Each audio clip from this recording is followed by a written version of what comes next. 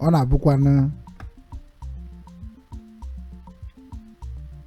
a na-eme dịka adị eme mana a na-emechakwa. Ịmakwa na since 2013 njoiniri Facebook na ihe m fụrụ ebe a ọ gwụrụ m ike n'ebe ndị Igbo nọ.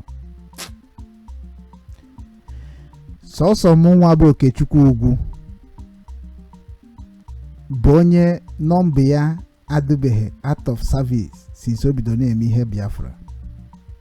O nwere ihe obi gị gwara gị, o nwere ihe uche gị na-agwa gị ebe a.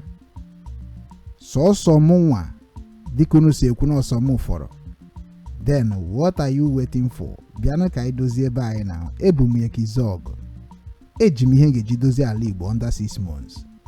Eji m ihe ngeji wee bring Igbo together worldwide under 1 year. So why are you worrying yourself?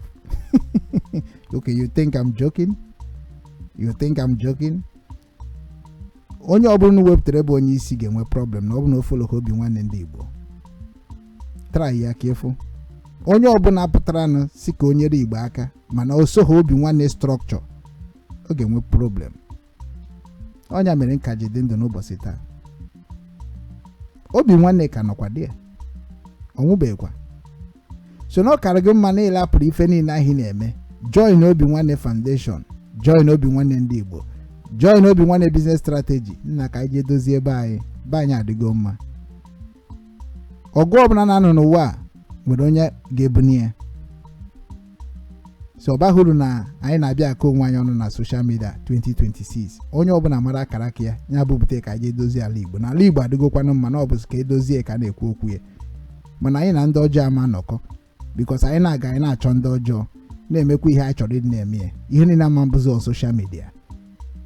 Sọpọtụọ Obinwannem ndị Igbo ka anyị dozie ala Igbo be anyị. Sọpọtụọ Obinwannem business strategy. Sọpọtụọ Obinwannem Foundation ka anyị nyere onwe anyị aka. Maka na ụzọ anyị si abịa ị ga-like ya. Ndewokwanụ. Ka ọ dịkwanụ mgbe ọzọ. Tata anyị ekwuo ya ka ọ ga-aha na nso. Ya gaziere unu. Eziokwu bụ ndụ.